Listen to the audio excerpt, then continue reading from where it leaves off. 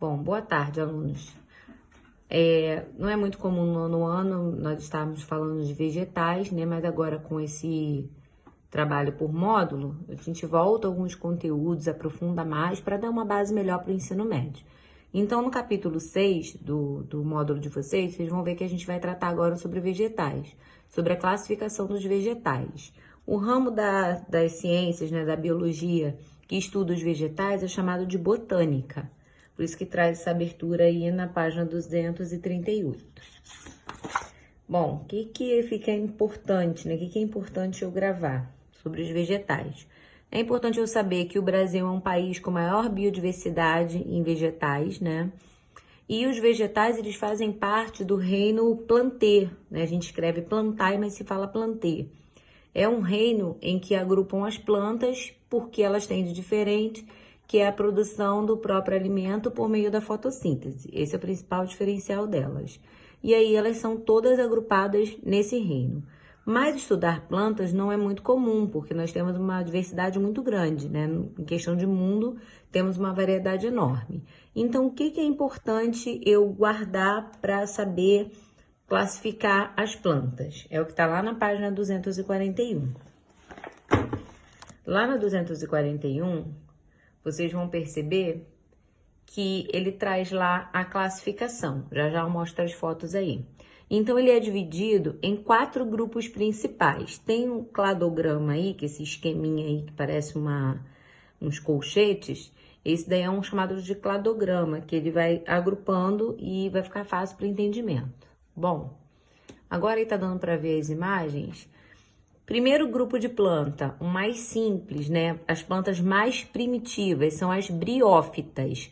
Toda palavra terminada em fitos significa planta. Então, por exemplo, medicamento fitoterápico é medicamento à base de planta. Então, briófita são plantas. E por que elas são as primeiras a ser estudadas? Porque elas são plantas extremamente pequenas que não apresentam vasos condutores. Vocês podem ver aí no texto que traz aí, ó, 100 vasos condutores. O que são vasos condutores?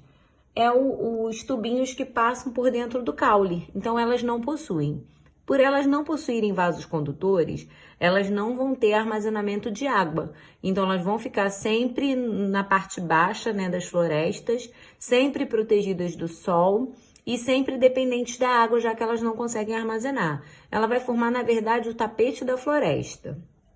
O segundo grupo de planta, deixa eu voltar, briófita, não tem raiz verdadeira, não tem caule verdadeiro e não tem folha verdadeira. Ela tem o que seria uma raiz, é um rizóide, o que seria um caule é um cauloide e o que seria uma folha é o filoide, é o início da formação dessas 3 partes da planta.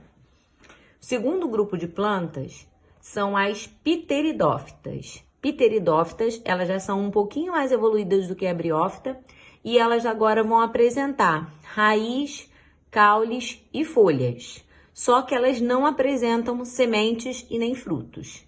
Exemplo clássico delas, as samambaias. Se a gente vê uma samambaia, a gente vai perceber que na folha dela, ela tem uma estrutura no centro da folha, que é como se fosse o caule dela. A folha dela, né, já é uma das partes e ela tem uma raiz, mas ela não tem fruto e não tem semente. O diferencial também em relação às briófitas é que nas pteridófitas agora elas apresentam vasos condutores, elas já possuem vasos condutores. Outra coisa, quem não tem vaso condutor é chamado de planta avascular. A na frente é ausência ou negação, quer dizer que ela não tem vaso condutor. Quem possui vasos condutores como as pteridófitas, a gente chama de plantas vasculares, porque apresentam vasos condutores de seiva. Aquele que vai levar água e vai levar glicose de um lado para o outro dentro da planta.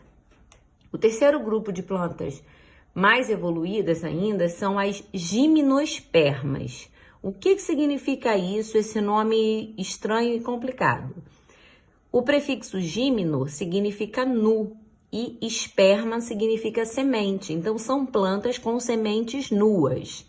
Como seria uma semente nua? Uma semente que não tem nada cobrindo ela em volta.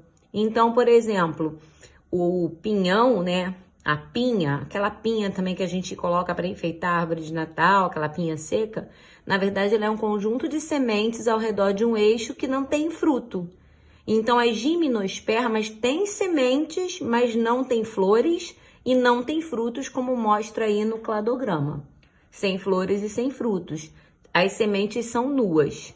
Exemplos, os pinheiros, a araucária, que elas vão ter sementes sem cobertura em volta.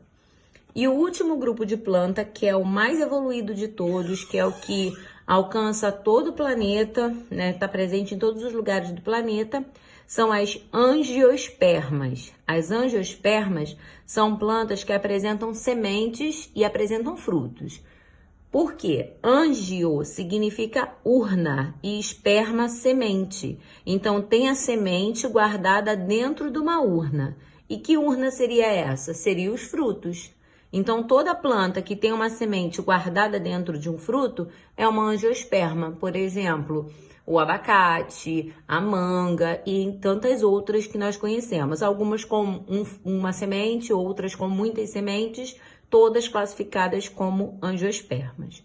Bom, por hoje é só esse conteúdo, foi mais para explicar. As atividades serão no caderno e na próxima aula a gente continua com esse conteúdo. Bons estudos!